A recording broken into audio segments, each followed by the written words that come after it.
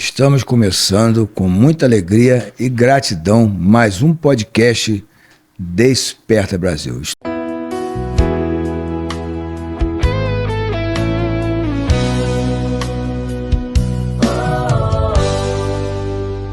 Estou aqui hoje com um convidado muito especial. Primeiro que ele é meu irmão de sangue e depois irmão em Cristo. Eu queria apresentar você, chamar Alberjo, Fernando Simões Pinheiro. Então, e Alberjo, tá feliz de estar aqui hoje? Muito feliz, né? Porque falar de Jesus Cristo é o motivo de maior felicidade que um ser humano tem. Verdade. O Alberjo, meu irmão, queria te fazer uma pergunta. Tem coisas que eu sei e tem coisas que eu não sei, né? E tem coisas que só Deus sabe, né? Verdade? Correto. Como se deu a sua conversão a Cristo? A idade, né? A conversão real mesmo, né? E pode contar também um pouquinho da sua vida, como é que foi sua vida, eu sei, mas o público não sabe. Como que você começou o seu trabalho novo, né? Criança. Éramos 11 irmãos, perdemos 2, foram os 2 para Cristo, né? Deus Correto, falou com a gente, né? É a norma, né? Verdade. Eu queria que você contasse a história para o público, né? Como é que foi sua vida desde lá do início, aquela dificuldade que nós tínhamos, você teve mais que eu sou mais novo um pouco, né? Contar para o público essa dificuldade que você teve. Na verdade, né? Você é meu irmão, e de sangue, irmão, como você falou, em Cristo, né? Nós éramos filhos de um funcionário público, né? Aham. De malária, que botava deterfon para matar mosquito, né? E éramos 11, né? Então, o que papai ganhava não era suficiente para alimentar a família. É muito pouco. Então, aos 9 anos eu comecei a me virar. Porque não tinha nada, então fiz minha caixinha de engraxate e comecei a engraxar sapato na rua. Porque naquele tempo não se tinha tênis. Tênis era para jogar futebol de salão, futebol, basquete. Tinha que chute, conga, né? Tinha que chute, mas a maioria era tudo sapato. E Macaé, naquela época, não tinha nada asfaltado, nem calçado, né? E as pessoas vinham muito aí dos distritos. E eu ficava justamente onde paravam os ônibus, na praça ali, o Washington Luiz. Só um minutinho. Para você que não sabe, caixinha de engraxate era faz isso aqui, um negocinho assim. De madeira. De madeira. Aí ele vinha, sentava na caixinha, a pessoa botava o pé, sentava, botava o pé e engaixava o sapato, né? E assim ele foi ganhando dinheirinho dele já no início. Com quantos anos você tinha? Mas 9 anos de idade. 9 anos de idade. Então, trabalho não mata ninguém. Trabalho é honra, né? Dignidade. Quem trabalha é digno. Então, aí ele foi assim o começo, a dificuldade que tinha, muito grande, né, velho? Muita coisa. Mas aí ele foi trabalhando. Depois foi trabalhar com contabilidade, né? No escritório de Zezinho. Isso foi depois, porque a gente começou engraxando sapato. Depois de engraxar sapato, né? Eu fui mais ou menos até uns 12 anos. Depois eu fui para casa da minha avó na Barra, onde se fazia construía, fabricava muro de cimento armado, que era tudo de muro de cimento armado. Manilha, caixa d'água, manilha, né? E eu fui trabalhar com isso, pesado. Artefato de cimento.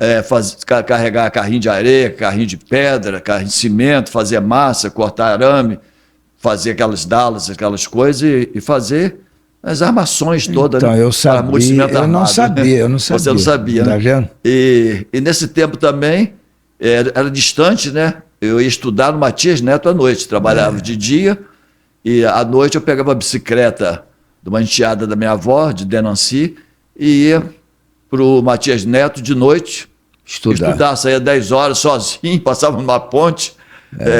Mas naquela época é mais tranquilo, Era né? mais tranquilo, mas tinha caído o ônibus da aviação Santo Antônio, aí dizia que uma mulher loura aparecia em cima da ponte, então a gente passava pedalando rápido com medo danado, né?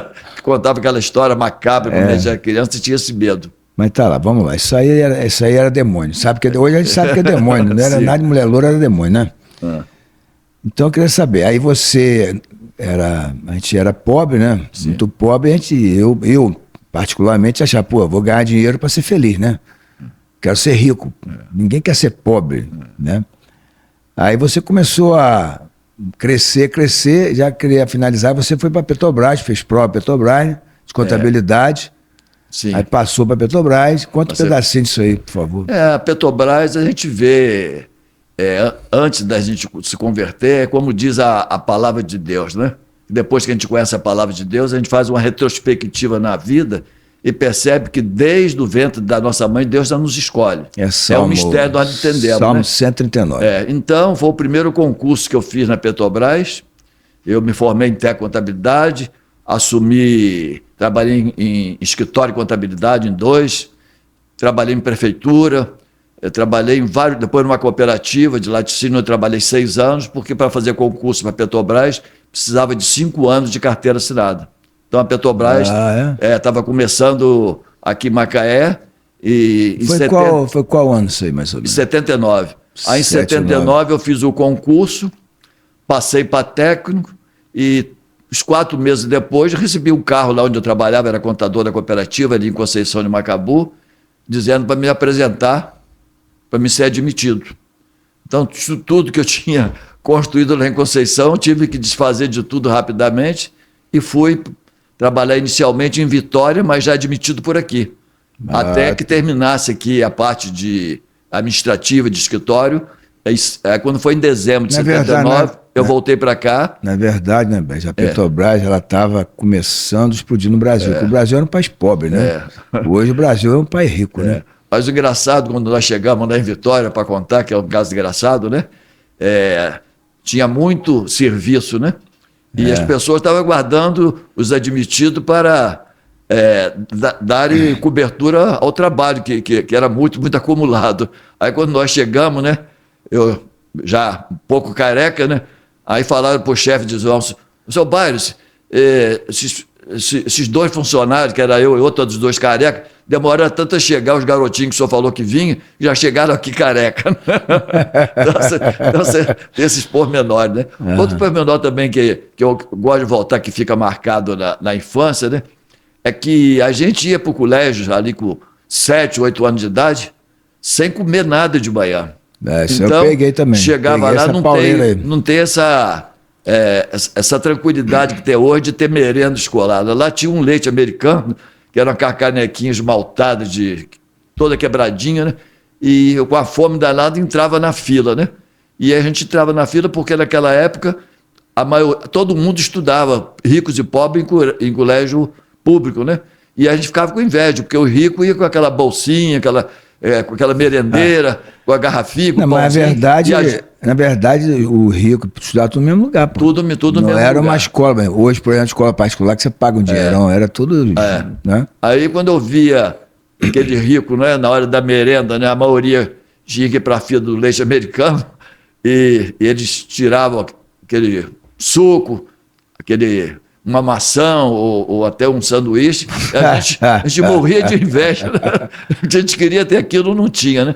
Aí a gente ia para a fila do leite, só para contar que é engraçado. Aí eu entrava na fila do leite, aí chegava a minha vez. Só que era uma canequinha, né, esmaltada, pequenininha, né? Aquilo batia, era a mesma coisa que nada. Aí o que eu fazia, né? A astúcia minha, eu entrava novamente na fila. Aí quando chegava, a chefe de disciplina, que era a dona Elmira, eu nunca esqueci, olha que isso faz ano a beça, né? Dizia, menino, você já tomou leite? Eu falei, não tomei. Ela dizia, tomou. Eu falei, não tomei. E ficava naquilo, né? Hoje eu digo que a fome era maior do que a verdade. A fome era... Aí ela falou, fica aqui. Aí ficava encostado e sobrava. E quando sobrava o leite era bom, porque antigamente o leite não era instantâneo, era tudo encarolado. A gente tomava aquele leite, tudo quase encarolado, aí o estômago tinha como trabalhar. Mas o que meu irmão também... Falando assim, parece uma coisa fácil. Mas veja bem, você comentou algo em relação ao Salmo 79, ainda não vem da sua mãe, Deus fez menção do seu nome. Mas sendo uma criatura informe, né?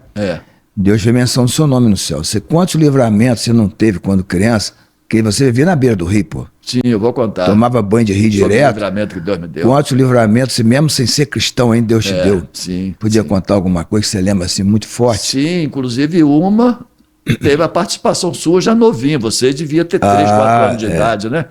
Porque eu fui jogar bola, antigamente era tudo areia, sol quente, tinha a brilhantina vencida aqui, uma casa de brilhantina é o seguinte, explicar para o público, brilhantina, passava no cabelo, o que era mesmo? Explica Para deixar o cabelo todo arrumadinho, né? Pro vento não tirar. Brilhantina. Aí depois chamava nos tempos da brilhantina. Tempo da brilhantina. Aí passei na cabeça. Ele tinha cabelo, não tinha cabelo. E passei aquela brilhantina no cabelo, fiquei jogando na rua, né? Com a molecada, né? Só que tem que o sol quente, com areia, poeira, eu fiquei com a cabeça cheia, né? De areia, de poeira, e cheguei em casa, do sol quente, eu abaixei a cabeça, fui no tanque e lavei com água fria. Aí quando eu cheguei... Devia ser meio de julho, não? Água gelada? Quando eu cheguei... Eu lembro quando eu cheguei perto da geladeira, que tinha um espelho para pentear o cabelo, eu só senti uma coisa subir de baixo para cima e me sufocando, só deu tempo de falar assim, estou morrendo, e caí no chão. Depois eu acordei. Você ficou sem ar, né? Ficou sem ar. Não, veio o troço, não ficou sem ar, veio um troço subindo. Desmaiou. E desmaiei, falei, só deu tempo de falar, estou morrendo, e caí no chão. Aí depois eu acordei no hospital, depois vim para casa, mas parecia que ia acontecer tudo novamente. Fiquei traumatizado, aí parecia que saía fogo pelo nariz e pelos ouvidos. Então foi nessa circunstância, em tratamento que eu estava fazendo, que eu dormindo no quarto, éramos 6 irmãos, dormia tudo num quarto só. A cama de casal, tudo ao contrário. Gente, é bom te parecendo Deixa eu só falar com o público, gente, é bom contar essas coisas, porque todos nós passamos muita dificuldade. Todos. Cada um na sua medida, né? Mas eu lembro que a gente era muito feliz, né, Bess? Muito feliz. A gente não tinha problema em Macaé. A gente brincava na rua o dia inteiro, nunca tinha problema, negócio de ter medo de ladrão, nada disso, né? Dormia na calçada, com esteira. Às vezes esquecia uma bicicleta na rua, né? E no outro dia você pegava a bicicleta e ninguém tinha roubava a bicicleta. Então era tempos bem melhores do que hoje, né, velho? Sim. Mas aí fala aí desse momento aí que você ficou... Aí eu fiquei nesse momento de tratamento, toda hora eu até falar com minha mãe, mamãe, se eu não morrer, eu vou fazer tudo para a senhora, né? E mamãe, depois já mais adulta, ela sempre falava comigo, já jovem, né? Dos filhos todos que eu tenho, o único que eu não tenho preocupação é que você não me dá trabalho. Então, eu me lembro também do momento que eu cheguei da rua, engraxando sapato, cheguei em casa para almoçar. Saí de manhã e quando eu cheguei em casa não tinha nada para comer para ninguém. Aí eu fui com minha mãe na Quitanda, com o dinheirinho que tinha feito, comprei uns legumes, compramos legumes, mamãe fez uma sopa, eu tomei a sopa, queimou até minha língua, para depois voltar para a rua trabalhando. Então, mas aquela vez que você dormiu no mesmo quarto que eu. Sim. Eu lembro mais ou menos, eu estava numa cama aqui, você estava aqui. De casal, eu acho. Aí você estava doente. Aí você pode... Era esse problema aí? Sim, era esse problema. Então, deixa eu contar para a galera aqui o seguinte. Ele estava doente. Eu tinha medo, só que não era alma penada. Eu falava alma penada, mas era demônio mesmo, né? Só que a gente achava que era alma penada na época, né? Aí só que essa vez de madrugada, não sei se era 3 da manhã, não lembro o horário. E você com os 4 anos de idade por aí. Eu era novinho, Aí eu olhei, acordei, olhei assim, tinha um anjo, né? Na cabeceira da cama dele. E eu fiquei olhando para aquele anjo tranquilo, e não tive medo, né? Deus não coloca medo na gente, né? As coisas quando é do mal, não. O mal você sente medo, né? Coisa de Deus, se você tá vendo, tá tendo alguma visão que tá te causando medo, né? Arrepio ruim, não é Deus. Então você pega lá pro Salmo 91, ora Deus, Salmo 91, entendeu, queridos? Porque o mundo espiritual é bem complexo. Nós não entendíamos nada disso. Inclusive, nós também não nascemos num lar evangélico. Também não. Nossos pais brigavam muito. Eu vi muita briga do meu pai com minha mãe também, você viu? Sim. E nos causou muitos problemas, né? Emocional, a família.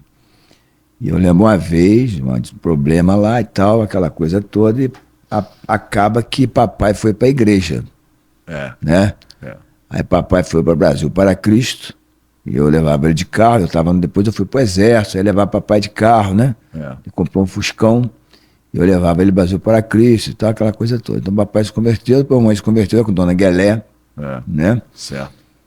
Aí agora eu quero entrar no assunto seu, a sua conversão real mesmo, que no momento Deus te tocou lá profundamente. Aí, na verdade... Porque papai chamava a gente para ir para a igreja, só que eu nunca queria ir para a igreja, né? Só que tem, Max, que durante a minha trajetória, aqueles colegas do nosso de rua, Josias, Jonas, eram da primeira igreja batista. Então, com 13, 14 anos, me chamaram. Então, eu passei um ano indo na igreja, ouvindo o pastor Edmundo pregar, e viajei com a igreja, algum encontro, não esqueço, lá em Cachoeira. Você foi? Eu sabia não. Fui em Cachoeira da Pimirim, joguei Carlinho bola Boió, pela igreja. Carlinho Boió? Joguei bola lá, joguei bola com a turma, jogava com os filhos do pastor. Pessoal, é o seguinte, ó, jogava muita bola. A galera da rua lá, Carlinho Boió, ele, tem Baldo, meu irmão, Luizinho, né? Verdade. Jogar na seleção macaense, pra quem não sabe, aí, vocês que são de fora. Seleção de Conceição de Macabu, joguei. Seleção de Conceição de Macabu, o Baldo também jogou. Quiseram me levar pro Flamengo, primo de Paulo Henrique. Tinha muita gente boa no futebol. Mas vamos lá, aí conta a história. Esse Carlinho Boió que ele tá falando, ele jogava muito salão no Boió, né? Mais salão, né? E ele era da Igreja Batista, a família lá, vizinha nossa, toda a Igreja Batista, até seu Peri, lembra? Seu Peri, Dona Irene. Dona Irene, sim, todo Só mundo. que nós éramos diferente da pá virada, né? Levado. A verdade é que a gente era discriminado na rua, né? Tinha uns aniversários, até a tia da gente não convidava a gente, e a gente ia, né? Olha a história. Aqueles molequinhos de calção, descalço, que não tinha nem calçado a gente tinha, usava tamanco, né? Aí, no aniversário, eu sei que o pessoal passava, quando via a gente, levantava a mão com um prato de doce, a gente pegava a mão, puxava e pegava o doce, né? Então foi assim, mas a minha conversão foi o seguinte, então, com 13, 14 anos, eu ouvi o evangelho, joguei com a turma na igreja, viajei com a igreja. Porque ali na quadra, lá na primeira igreja atrás, tinha uma quadra, eu joguei lá também. Sim. Tinha uma quadra lá atrás. Sim. Tinha Eles venderam Parley e pegaram lá na praça, né? Jogamos muito ali. Onde a gente já pregou lá na... No Washington Luiz. Você sabe que ali me chamaram na prefeitura, me ligaram. Aí me falaram assim, pô, vem aqui na prefeitura e tal, preciso que você venha aqui agora, pastor. Eu falei, eu? Aí eu disse, eu não vou não, tô fora. Aí desliguei o telefone. Aí deu, liga pra ele, a pessoa quer o telefone antigo, né? Aí deu, liga e vai. Aí eu fui lá. Então ali vai ser uma concha acústica, que tinha um lugar ali que pregava, ali no papai fazendo, a Igreja Brasil para Cristo, fazendo evangelismo ali, fazendo culto ali na rua, né? Naquela praça. Certo. E ali onde eu preguei várias vezes. Que ali eu preguei uma vez com você, mas preguei várias vezes ali. Sim. E aí me chamaram, aí fui na prefeitura. Cheguei lá, estava o secretário, que é a família Simões, que inclusive é parente nosso. Sim. Esqueci o nome dele, Tito. Tito Simões. E eu não sabia que ele era o secretário, né? Aí cheguei lá, era Tito, né? Simões e tal. Somos parentes, o Valdeci Simões, essa galera toda, né? Ele era da Segunda Igreja Batista. Mas eu não o conhecia, né? Eu conhecia ele como secretário. Aí cheguei, vários pastores, chegou lá e tal. Aí ele apresentou projeto de... se o prefeito ver, tá, seu prefeito, seria a maior obra que você poderia fazer em Macaé, seria essa obra. Inclusive, para que você não saiba, tem gente que acha que eu sou meio maluco, e as coisas de Deus é coisa de maluco. Deus de madrugada me acordou para entregar a chave a Jesus da cidade. Eu fui entregar a chave, Deus, eu estou ficando doido. Só que Deus confirmou, pedi confirmação, né? Confirmou. Aí chamei um pastor de uma igreja, outro pastor de outra, fui juntando aqui na minha igreja, fui alguns pastores e tal, e fizemos essa entrega da chave. E onde é o local? O Washington Luiz, aquele lugar que eu pregava. Eu tenho nossa foto aqui até no celular, né? Certo. Aí fiquei ali, entregamos a chave e tal, foi tremendo pra caramba, foi realmente uma galera boa, né? Homens de Deus, mulheres de Deus. E fizemos esse ato profético, entregamos a chave. Aí na prefeitura, no chamado da prefeitura, era para fazer o quê? A concha acústica ali de pregação da palavra de Deus, né? Certo. Aí tem um projeto, o prefeito aí que me ouça, porque Deus falou para mim não ir mais na prefeitura.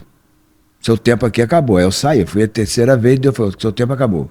Era só para assinar o projeto, com vários pastores, lá eram 16 pastores, né? Aí, papo vai, papo vem, lá na reunião, eu sou muito objetivo, não gosto de lero, né? Galera, ó, tô assinando, é de Deus. Assinei. Aí veio mais 13 comigo, 14, né? 2 foram contra. E a outra obra, que vai ser junto, essa obra já estava, o vereador já tinha liberado, os vereadores já tinham liberado. E eles estavam passando muita guerra espiritual por esse projeto. Sim. Para a edificação disso aí em Macaé. É a Praça da Bíblia, que vai ser lá perto do fórum. Isso é uma obra cara, mas vai a um lugar, eu tenho até aqui no meu celular, né? E eu fui através de um amigo meu, que é presbítero, né? Me chamou para isso aí. Eu acabei indo, e aconteceu isso. E a gente vai assim fazendo, né? Eu fiz 12 dias de jejum, né? E eu não queria fazer o jejum, 12 dias é complicado, né? Aí Deus falou comigo, no 9º dia, tudo eu peço confirmação. Aí confirmou na 3ª vez, falei, meu Deus, não faz comigo não. 12 dias de jejum, eu sou difícil de jejuar. Só quando Deus manda. Aí, no 9º dia, Deus, eu vou desistir, não estou aguentando mais. Era fome, sei lá, muita guerra espiritual, né? Aí no 9º dia, desci a escada, acordo cedo, tomei um banho frio, embaixo chuveiro frio, falei, Deus, vou entregar o jejum. Voltando na escada, Deus falou, vou salvar a tua família toda, vai até o final. Onde salvou Norma, salvou Darlan. Certo. Então, gente, importante é o seguinte, é a nossa vida depois daqui. Né, irmão? Certo. Mas vamos lá, o que você estava falando. Então, só para ir contando a minha história, né?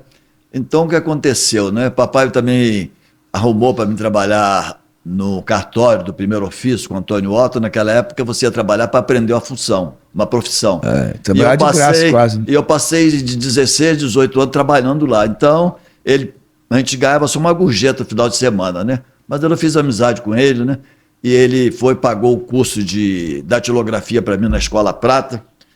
E depois eu fui servir exército. Quando eu servi exército, levantaram o Macaé, Cláudio Baci, que foi deputado federal, com o papai, com Antônio Broa, com Donga, prefeito, né? Foi prefeito, deputado estadual.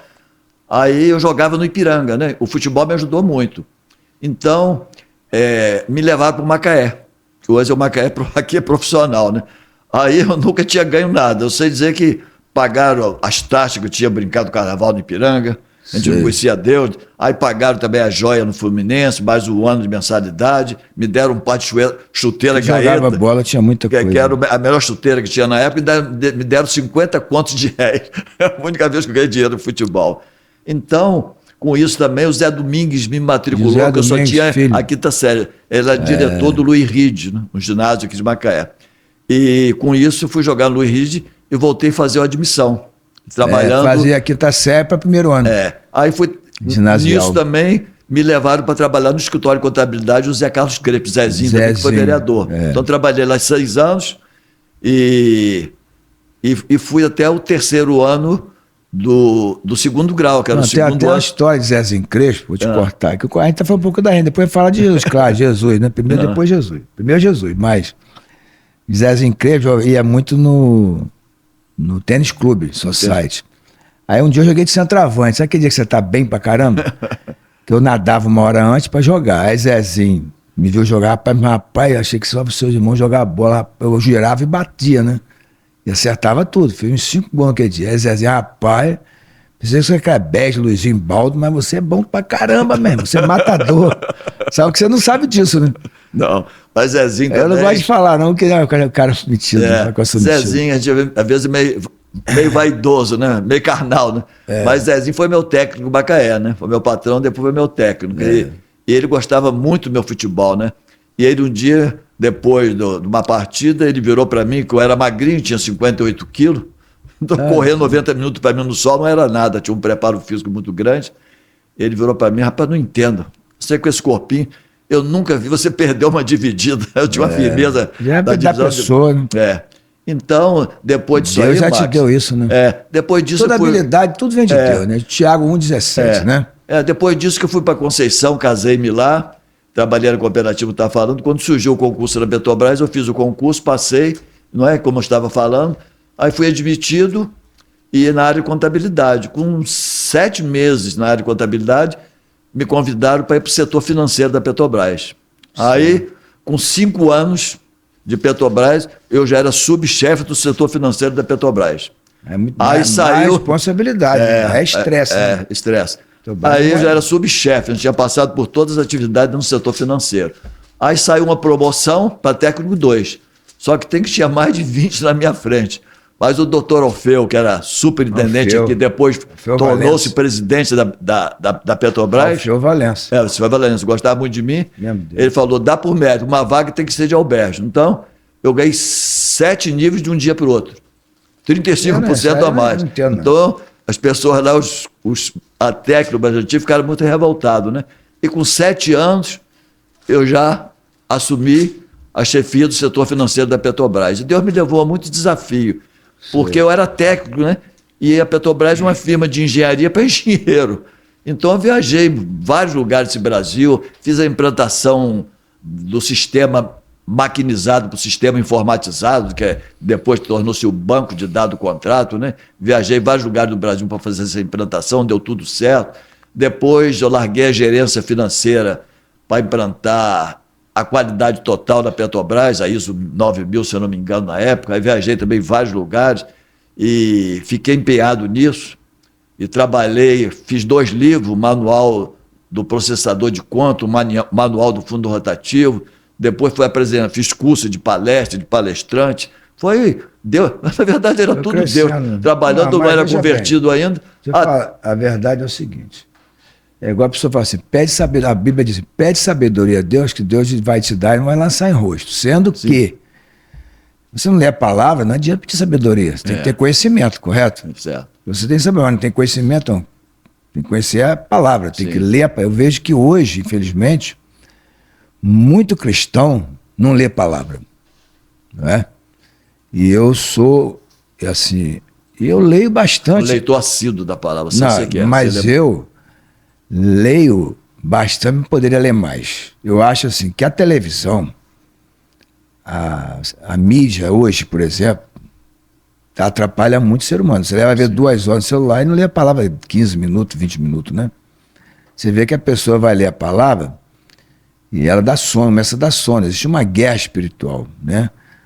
Quando você lê a palavra, né, se abre tudo na sua frente. Você passa a ter conhecimento das coisas do alto. Eu queria ler Tiago 1,17, diz assim: toda a boa dádiva, todo dom perfeito vem do alto e desce do Pai das luzes, em quem não há mudança nem sombra de variação. Então tudo que nós temos vem dele. Por exemplo, o homem, o cara é cantor, começa a cantar, o cara tem um dom, tem muitos cantores seculares que a gente chama, por exemplo, Pavarotti, que morreu. Sim. Falando de música lírica, música clássica, José Carreira, né?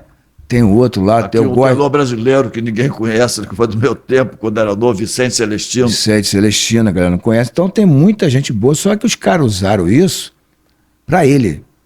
Usaram o dom que Deus deu para eles, e muitos usam isso hoje. Você pega, mas hoje a qualidade de música ela é muito ruim. Você não vê música bonita mais, você vê música, para mim, pro meu ouvido é horrível, não sei.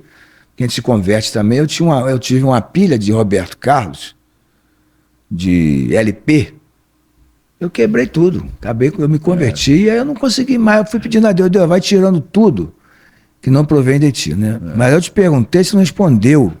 Você responda o momento do encontro com Deus real. Foi a igreja que fulano, se for Carlinhos Boió, jogava bola, sentou no negócio de bola, voltou para Petrobras, não. O encontro vai com Deus.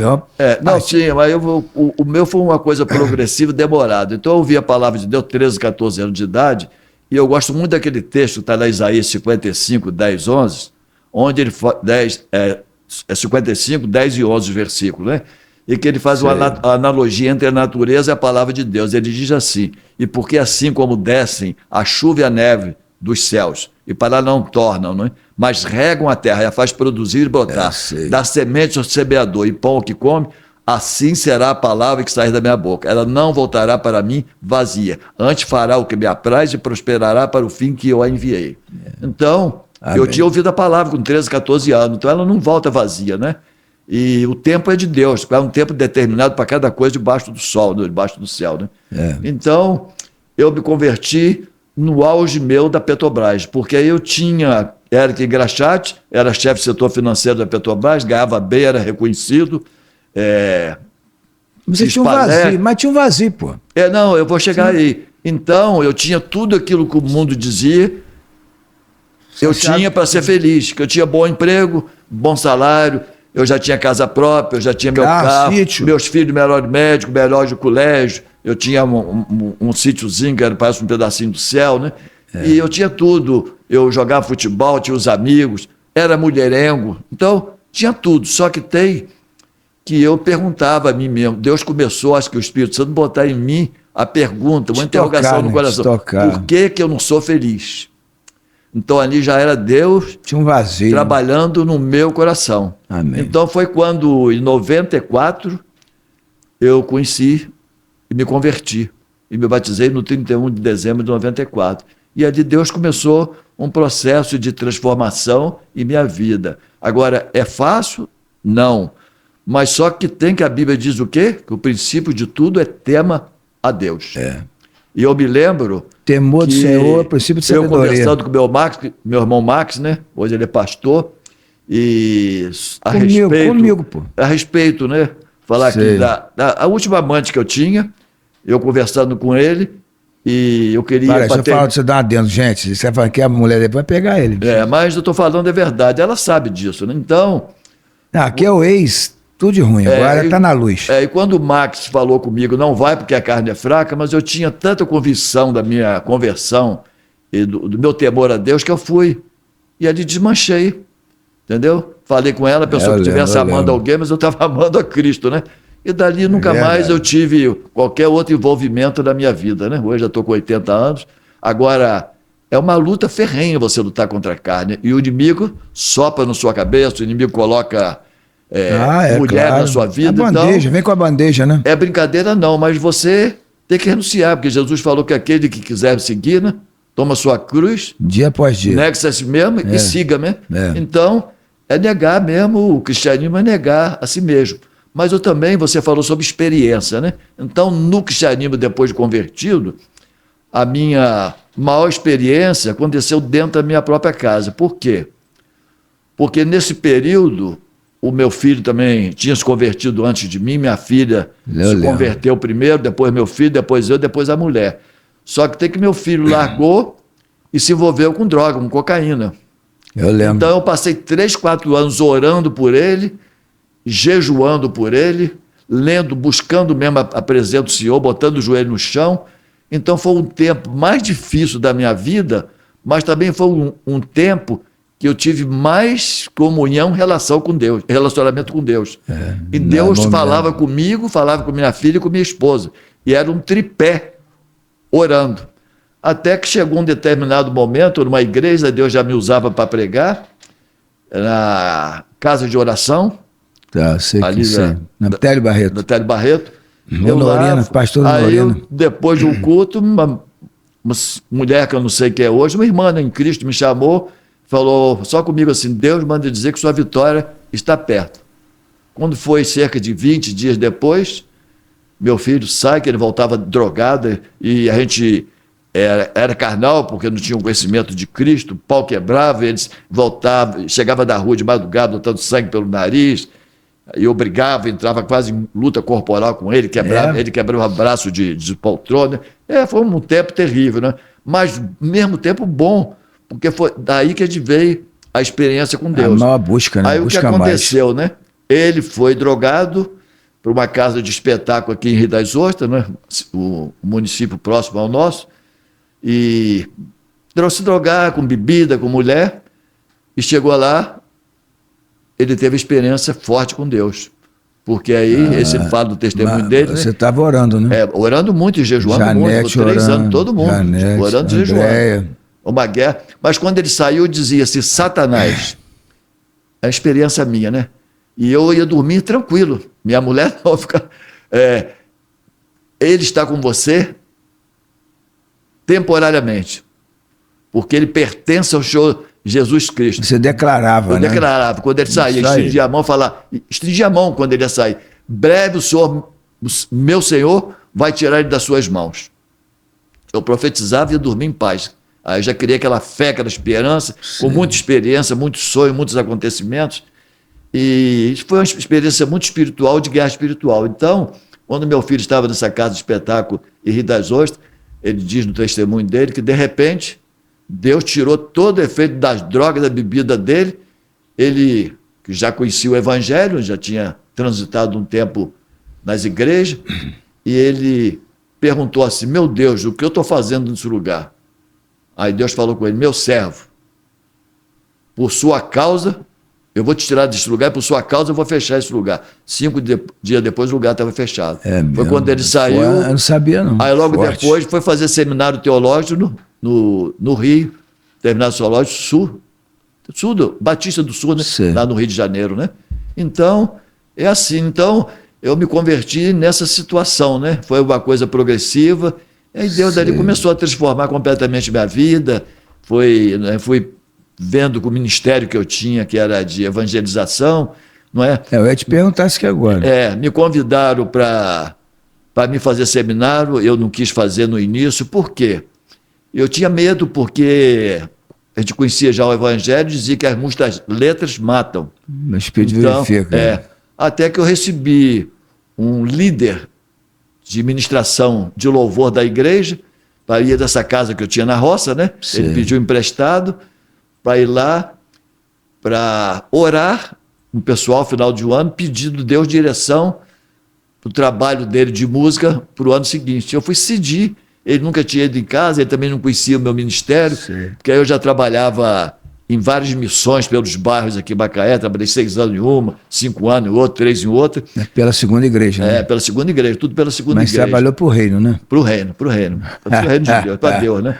Então, ele nunca tinha ido lá em casa, ele foi. Eu falei, preparei um café boa tarde, uma sexta-feira, que eles iam para lá, e tinha que dar as instruções, fechamento de água, deixar a geladeira aberta, que eu tinha um campinho de futebol, 2 kitnets e uma casa, né? E embaixo tinha um córrego, que era uma cachoeira que fechava, aquelas águas. Mas deixa eu dar só uma pausa aqui.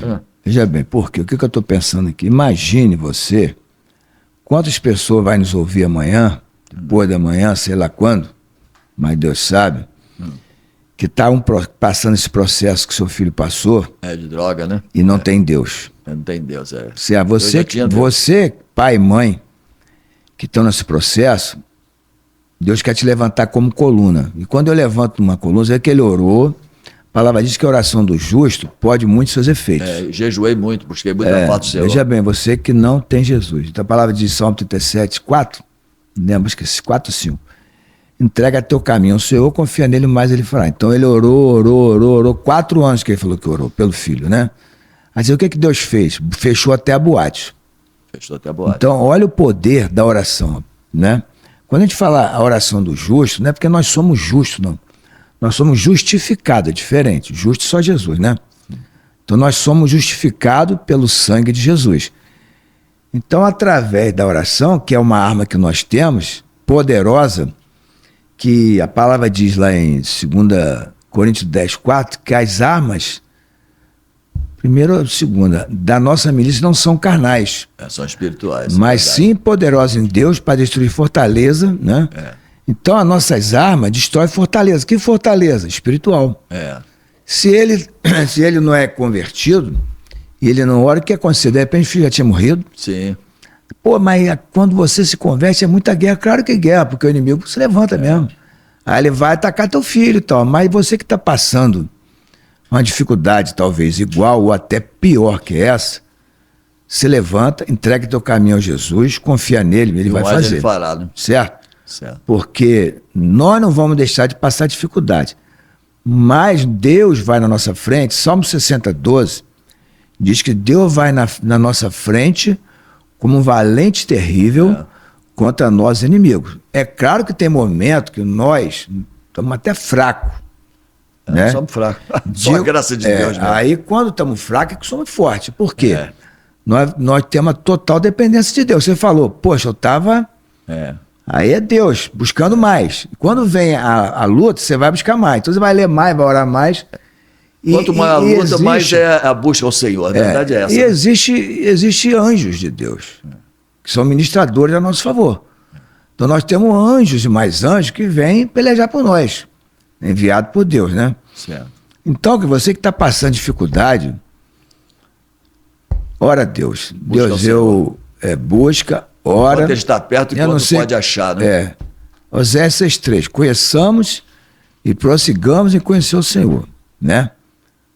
Certo. Às vezes a gente quer conhecer, tem tanto conhecimento, talvez você seja um engenheiro, seja outra profissão, um contador, seja um médico, cheio de conhecimento científico na sua área e não tem conhecimento da palavra.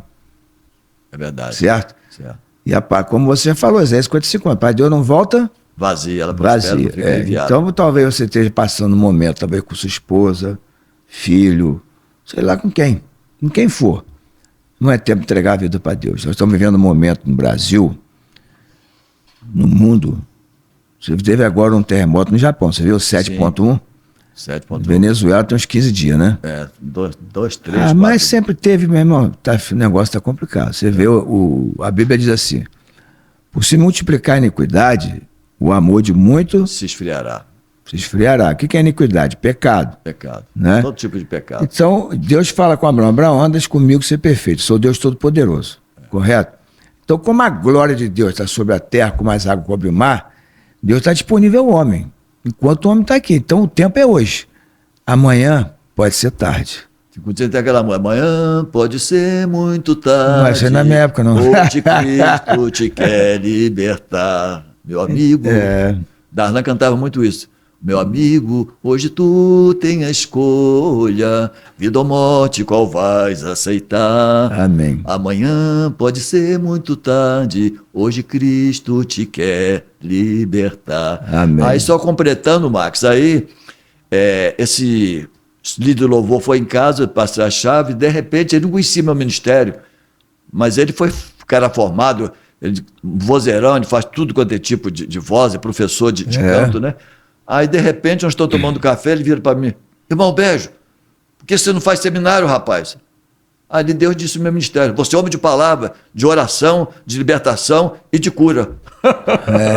Aí ali, eu fui, isso numa sexta-feira. Aí, segunda-feira, o pastor no trabalho, porque tem culto domingo, eu fui visitar o pastor, conversar com ele numa terça-feira, porque eu trabalhava em vários ministérios. Aí, ele falou: começou agora o seminário, por que você não faz? Aí chamou, falou: vai lá na secretaria. Aí mudou: não vou à secretaria, não, vou mandar ela vir aqui. Aí foi confirmação, né? Confirmação. Aí trouxe, aí Deus tinha confirmado. Trouxe para mim fazer o seminário, eu fiz 4 anos de seminário batista. Eu lembro. Depois você quiseram me Janete. consagrar ao pastor. Janete. Você Janete fez. Janete fez um ano depois de mim, né? Eu fiz de 56 a 60 anos de idade, né? Janete, ela se formou um ano depois de mim. Então fiz seminário, depois estudei muito, dei EBD, a Escola Bíblica Dominical, na Igreja Batista você tem que estudar muito, as pessoas são bem assim desenvolvidas em conhecimento bíblico, né? Aí trabalhei, Mac, de Semana da Colheita, trabalhei em Casa de Julgamento, trabalhei que tinha todo mês de julho, uma semana de só ir na casa, os grupos em casa de pessoas de não cristão, né? Que tinha, entendeu? Grupo de comunhão, não? Não, mas é visita, grupo de comunhão, né? Visita, né? Era Semana da Colheita, de ir em casa de pessoas que não eram cristão, né? Então, já comecei a pregar ali, fazer a obra de Deus. Agora, quando eu estava pregando... Mas isso aí que às vezes eu vejo, você que está na igreja, que vai quando quer, só vai praticamente domingo. Não tem como você ter uma experiência com Jesus, né? Aquela experiência, fala assim, cara, o que é isso? É algo sobrenatural, é algo assim que, tipo assim, a presença de Deus traz uma alegria tão grande. Eu lembro que mamãe estava doente, que eu saí pela rua andando e Deus me visitou. Rapaz, a tristeza foi totalmente embora, transformada em alegria, né? Na presença de Deus, até a tristeza salva de alegria, né? A gente lê isso na Bíblia, só que a gente passa a ter experiência. Por quê? Porque nós trabalhamos na obra, né? A gente sempre faz a obra. Eu prego na rua há 27 anos, ninguém nunca mandou pregar. Eu trabalhei em hospitais 12 anos. Fiz capelania hospitalar. Quem mandou? Ninguém. Eu fui. Né? Como eu tinha um escritório na Rui Barbosa, a Petrobras saía às 5 horas, né? Hoje também sai às 5 horas. E aí eu botava a caixa para fora às 5 horas. Pregava todo dia, ninguém sabia quem estava pregando. Só quem me conhecia da rádio sabia que era eu, porque me conhecia da rádio quem era cristão. Aí você começa a ganhar almas, começa a ter experiência, a pessoa vem falar com você. Você teve alguma experiência, por exemplo, você falou sobre que o cara, você tem dom de cura, de palavra, né? Sim. O dom de cura deu, na verdade, quando eu estava na Petrobras, eu comecei a orar a Deus sobre dom de cura. E fiquei os 3, 4 meses orando para Deus me dar o dom de cura. Aí tinha uma colega de trabalho, que ela era esposa de um engenheiro. E ela, de vez em quando, tinha uma enxaqueca, né, daquela ficar com os olhos embaixo, todos escuros. Ela ficava, às vezes, 1 mês, 2 meses sem trabalhar. Então, foi a primeira vez que eu orei para Deus curar. Então ela tinha estacionamento por causa do marido dela, que era engenheiro, eu tinha estacionamento porque era chefe de setor, ela trabalhava comigo. E na hora de sair, o carro dela está perto do meu. Então, deixei a porta aberta, né? Ela sentou do meu lado, eu fui e comecei a orar. Mas eu comecei a orar primeiro para Deus se revestir da unção de cura, porque é isso que eu vim orando. Quando eu terminei, ela quis sair, não, eu falei, agora que eu vou orar para Deus te curar. Aí coloquei minha mão sobre a dela e orei. E ali nos despedimos, ela saiu do carro dela, eu saí no meu. Quando foi no outro dia, encontramos no corredor, ela completamente restaurada, falou, Alberto, obrigado, você me curou. Aí falei, eu não, quem curou foi Deus, né? Jesus, então é assim. Jesus que cura. Agora, para você também que está ouvindo, está com filho dependente de droga, né? Como o Marcos já falou anteriormente, eu contei o testemunho como Deus tirou meu filho. E Pode olhar para um momento, eu fui pregar numa igreja, fui convidado, uma igreja pentecostal, né? E depois que eu terminei a pregação, ninguém sabia de nada, eu fiz o apelo, quando foi todo mundo à frente, antes de orar, o pastor chegou até mim e disse assim, antes de você orar, deixa eu falar com você.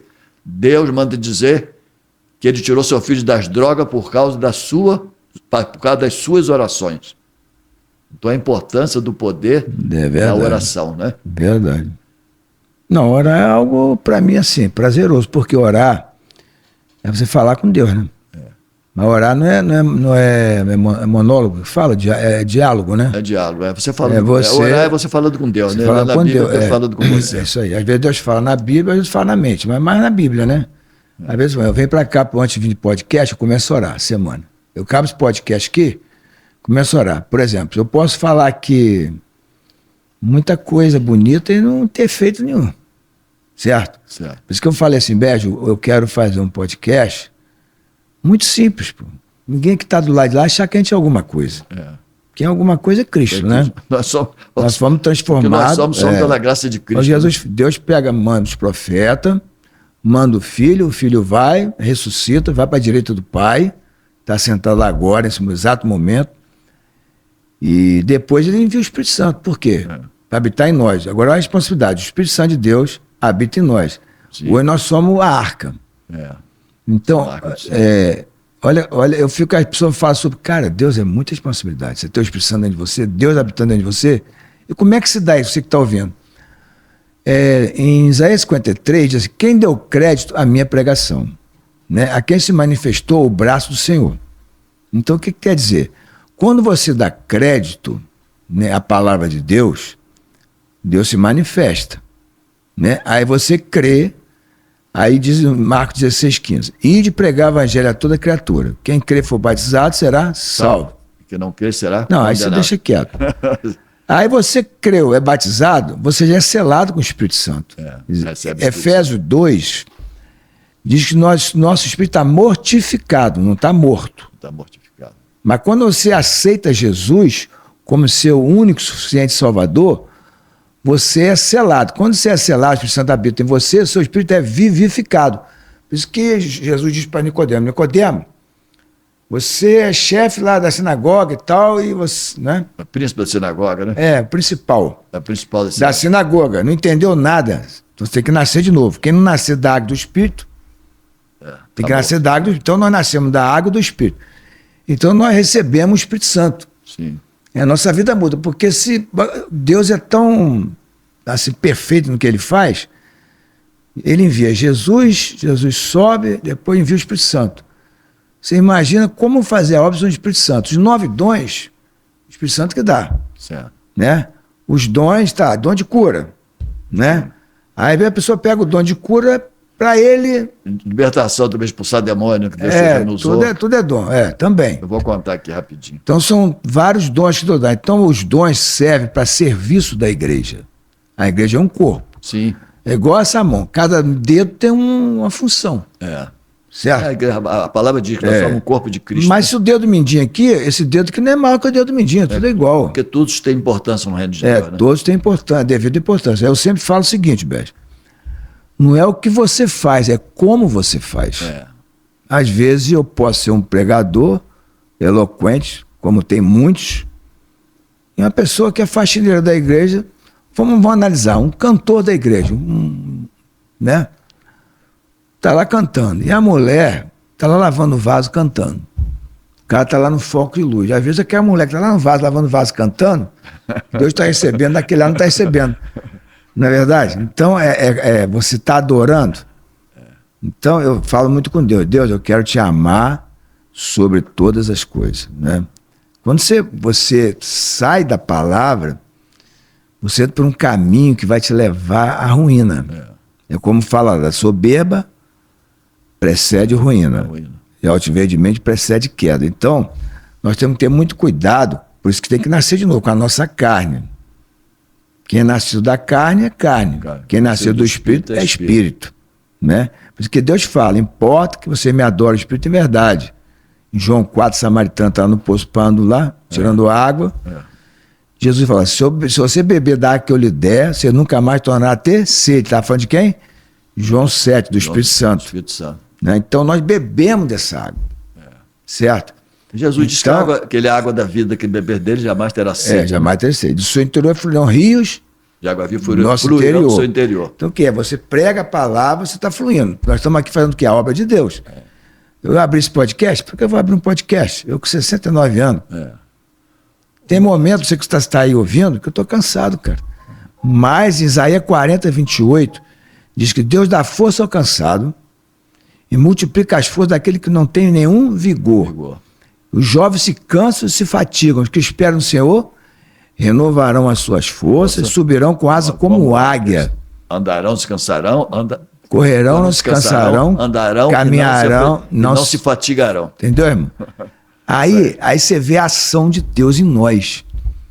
Se eu depender de mim, às vezes, o cara está no evangelho, a igreja dele cresceu, beijo. Ele está fingindo que está tudo bem. Ele está com a cruz pesada. Jesus falou que o fardo é leve e é suave. Por que o fardo está pesado? Porque o homem entrou na carne, aí ele quer a glória para ele. Não, a glória é Deus, mas quer para ele. Nós temos que ter muito cuidado com a nossa carne. Entendeu? Ô Marcos, agora uma coisa que eu queria deixar também para os cristãos é que toda a Bíblia mostra que os grandes homens de Deus tiveram grandes experiências. Se você que está me ouvindo não tem experiência, busque uma experiência com Deus. Né? Eu vou contar aqui rapidamente algumas experiências. Eu, quando me aposentei em 97, eu fui a primeira vez ao exterior. Fui em Mar del Plata, mas fui não passear, eu fui para um encontro mundial. Tempo de Deus, é tempo de Deus em ti. E era um ginásio, né, com 5, 4 mil pessoas de tudo quanto é lugar do mundo. Ali eu comecei a sentir o poder de Deus. Foi algo tremendo. Foi algo tremendo. Agora, o extraordinário, além das experiências que eu tive lá, porque o tempo é limitado, foi que quando eu voltei, que fui fazer a ponte aérea em Buenos Aires, quando eu estava no aeroporto, cheio de gente. Na volta? Na volta, Já está cheio de espírito. Então. Cheio de espírito. Quando eu cheguei no aeroporto em Buenos Aires, aeroporto internacional, montaréu de gente, de repente, um rapaz assim, tipo você, só era mais alto. Hoje eu sei qual é o nome, porque o Espírito Santo não deixa a gente esquecer, Gustavo de Moraes. A mulher dele baixinha, ele carregando com a mala. Brasileiro ele. Brasileiro. Aí naquela multidão, eles, você de blusa branca. Aí todo mundo ficou olhando assim, tinha muita gente, né, no aeroporto. Aí, você de blusa branca. Aí quando eu olhei, eu estava de blusa branca, de calça jeans, coisa, eu fiz assim, né, puxei. Tipo assim, Aí ele falou, você, vem cá. Aí ele começou a falar comigo. Falou assim, Deus manda te dizer que ele vai te usar para avivamento de igreja. Muita gente não vai te entender. E o diabo vai te perseguir, mas Deus manda te dizer. Já falei, você tem luta. Aí ele falou 3 vezes assim, não se preocupe, porque ungido do Senhor, o maligno não tocará. E Deus manda te dizer, o Salmo 25:14, eu nunca esqueço, Max, o segredo do Senhor é para os que o temem, e eu lhe mostrarei a minha aliança. Amém. Então, Deus, irmãos, quem está me ouvindo, eu estou falando os de casa agora, os de fora também, né? Porque tudo de Deus é bom, né? Deus começou a me usar, inclusive com o Valdemárcio, que você está sempre cantando lá. Eu estava no domingo em casa, ou na igreja, estava cansado, ele nunca tinha ligado para mim, ele era católico, trabalhava na pastoral da Carcerário, fez seminário no mesmo tempo que eu fiz, a gente se encontrava, conversava, Então, ele ligou para mim e falou assim: Alberto, eu e Leno estamos indo numa igreja do professor Souza, vão lá com nós. Eu estou indo com Leno, ela chama sua esposa. Eu ia dizer não, minha esposa estava arrumada, já tinha terminado, porque a gente ia na igreja naquele domingo. Aí eu falei, minha esposa não pode não, mas eu vou. Que hora você passa aqui? 6h30. Ele passou, me pegou e foi para a igreja. Não é? Ele católico, ele disse para ela, não repara não, porque é um pastor que não tem um bom português, mas é um homem de Deus, tem me ajudado muito, porque o filho dele também estava envolvido com droga, o Mateus, né? Naquela época. Tudo isso. Mateus estava. Aí ele sabia disso, né? Por causa do meu filho também, que a gente conversava muito. Então, chegamos na igreja na hora do culto. Só que eu tinha instalado o ar-condicionado na minha casa, em pleno verão. E eu ia desfrutar a primeira noite com aquele ar-condicionado. Aí chegamos lá, perto de Casimiro, um calor tremendo. Lá é quente, uma igreja com as 60, 70 pessoas por aí, de laje, sem telhado, um calor danado. E eu, como sou brincalhão, e falo com Deus brincalhando. Com brincadeira. Porque Deus quer ser amigo da gente, Deus quer ter intimidade. Eu falei com Deus, o Senhor me tira daquele refrigério e me traz aqui para a fornalha de Sadraque, Mesaque e Abednego. E entramos na igreja e o culto começou, chegamos na hora. Teve a oração, a adoração, e na hora, Max, da pregação da palavra, o pastor ali abriu o salmo, em referência à palavra de Deus, mandou todo mundo ficar em pé, e leu o salmo todo, não me lembro só lembro que ele disse assim, você é amigo de Valdemar, que era eu. Deus manda dizer isso, uma porção de coisa, eu não me lembro nunca de nada dessas coisas. Só lembro quando ele disse assim, e Deus manda dizer mais ainda, que o irmão seja o pregador da noite. É assim mesmo. Aí assim eu fui para o púlpito. E você? Deus, agora é com o senhor. A gente não pode nada, se o senhor mandou, eu perguntei, o que eu vou pregar? Aí deu João 5, um homem que havia 38 anos no tanque de Betesda. O que Deus mandou eu falar com a igreja com toda autoridade. Deus manda dizer para a igreja que toda vez que ele faz um sinal, milagre, um prodígio, é sempre com propósito de salvação. Então, óbvio, claro. Amém? Então, Deus começou a me usar assim, me levantar a igreja, o lugar que eu não conhecia ninguém, para pregar nas ruas. E assim começou o meu ministério de ministração da palavra de Deus. Veja bem, para quem não entende, às vezes você falou, você que são irmãos, você falou aí, não foi? Quer ter uma experiência com Deus, o que acontece? Você tem que estar sempre disponível a Deus. Por exemplo, eu vou para um hotel. Deus, eu estou aqui. Eis-me aqui, não é isso? Como lá em Isaías 6 fala, né? E eu não vou contar que não vai dar mais tempo. Então a gente tem que estar disponível, cara. A pessoa às vezes vai para um... Não, eu acho que é assim. Você vai para um lugar. Se você é servo de Deus, você tem que estar disponível a Ele. Você vê, não, Deus, eu não vou fazer, não vou falar. Não, eu vou falar. Deus mandou, eu vou falar, entendeu? Porque vocês têm que entender, vocês estão na igreja, tem que pregar a palavra é poder de Deus, é decreto. Tem gente, o Bejo, o irmão em sangue, irmão de Cristo, coisa forte pra caramba. O que eu vejo hoje? Jesus falou, os campos estão brancos para ceifa, para colheita, né? Cara, o mundo hoje está passando, depois da pandemia, cara, algo assim de psique, de alma. Hoje em dia, né? Então, tá loucura. Eu não sei o que vai ser desses jovens, eles estão esperando a manifestação de quem? Dos filhos de Deus. Quem é filho de Deus? Quem crê em Jesus. João 1, 11, 12. Eu só falar isso aqui porque é palavra. Diz assim, veio para o que eram os seus, e os seus não receberam. Mas a todos quanto receberam, deu-lhes o poder de serem chamados filhos de Deus. Então, quem não creu em Jesus é criatura. Certo? Então, você que é cristão, que é filho, vai pregar a palavra que Deus quer mais filho. Você tem que gerar filho. Você tem que... É um ramo que tem que dar fruto. Porque se você não dá fruto, o que Deus faz? O ramo. Tira o ramo. Está atrapalhando os outros. Tira, ele vai secar. Então, cara, temos que dar fruto. Ai, meu Deus. Marcos, só você que está aí, só dizendo assim, né? Tem que buscar experiência com Deus, porque está escrito, buscar-me-eis e me acharei quando me buscar com toda a vossa alma, todo o vosso coração, com toda a vossa força e entendimento. Então, tem que buscar o Senhor mesmo, botar o joelho no chão, clamar o Senhor. Outra coisa, o apóstolo Paulo diz o quê? Procurar os melhores dons, né? E eu comecei a procurar os dons, só que tem que nessa procura... 14. Dá para falar um pouco mais, né? nessa procura dos dons, eu vi o seguinte, que quando li Coríntios, 1 Coríntios 13, sei, que tudo quanto é dom vai cessar, só vai permanecer o amor de Deus. E eu passei, 3 meses, 4 meses, orando para Deus colocar amor no meu coração. E nessa experiência eu estava com você, Edinho, lá em Professor Souza também. Você lembra quando você foi lá com o Edinho, na minha casa da roça, que você saiu cedo? Aí eu falei assim, Max, se você passar lá, porque eu fiquei para arrumar as coisas lá na roça, e meu carro estiver na frente, que você ia passar na rua perto, eu vou com você. E você passou, o seu carro estava com o pneu esvaziado, foi com o meu. Aí nós fomos com o Edinho. Pô, eu lembro não. Lembra não? Aí chegando lá, Max, eu estou falando sobre a oração de Deus botar a mão no meu coração. Quando terminou tudo, o pastor que estava pregando, era um jovem naquela época, tinha uns 30 e poucos anos, ele falou assim para mim, você acredita em revelação? Eu falei, acredito. Porque só eu e Deus estou orando, Deus ninguém sabe. Deus, né? Aí ele falou assim, o tempo todo que você estava orando, que eu estava pregando, eu vi um anjo metendo a mão assim, tipo assim, por baixo do pescoço, e lá embaixo voltava várias vezes. Eu falei, Deus, o que esse anjo está fazendo? Diga para o meu servo que eu estou botando amor no coração dele.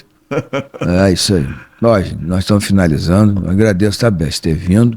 Falou. E quero dizer para você que eu já falei lá no início, né? Josué 14, o nome dele está falhando agora, a gente fala, a idade vai falhando. Caleb. Tá com 80 anos, é sua idade, né? Minha idade, eu estou com 80 anos, gente. Então, mas só que a nossa família é forte, assim, né? Fisicamente, você não parece ter 80 anos. Eu já fiz 7 cirurgias, né, meu? 7 cirurgias, então, tá em pé. Deus está contigo, Deus é contigo, amém? Não temas, Isaías 41:10, estou contigo. Não te assumo, sou teu Deus, né? Te guardo, sustento com a desce fiel, né? Então, eu vou deixar aqui uma palavra aqui, diz assim, para você que é pregador, tem que ter muito cuidado com os fundamentos da palavra. Diz assim, 1 Coríntios 3:11, porque nenhum homem pode pôr outro fundamento além do que já está posto, o qual é Jesus Cristo. Esse é o fundamento. Quem está em Jesus Cristo vai vir tudo que vier, você vai ficar de pé. Se botar outro fundamento, que é para você já estar largando a igreja, já está indo para o mundo, já está, né? Eu queria só dizer um negócio, mas aproveitar esse final, dizer o seguinte, religião, igreja, seja qualquer, não salva. Só Jesus mesmo é que salva, né? As igrejas que eu vejo estão cheias, né? Mas o princípio de tudo é temor a Deus, porque quando você tema a Deus, temor não é medo, é você ama Deus de tal forma. Temor é respeito. Deus, você tem um amor a Deus por causa da sua salvação, da graça que Ele dispensou, que é um favor imerecido, que você não aceita mais o pecado, você foge do pecado. Por quê? Porque o pecado alimenta o diabo. Não, o pecado te afasta de Deus. Te afasta, mas entristece o coração de Cria Deus. uma barreira. E Deus quer, não é? Que nós, como igreja, né? Veamos, não é, Marcos? Você falou, veamos e espelhar o reino de Deus nesse mundo. Porque o mundo espera o quê? Pela manifestação dos filhos de Deus. O mundo está esperando isso. Então vamos. Hoje tem sido mau testemunho. Vamos para cima, vamos manifestar. Vamos pregar, vamos fazer a nossa parte, né? Aí cada um. Vamos então, vou pedir você orar agora. Você tem um dom de cura.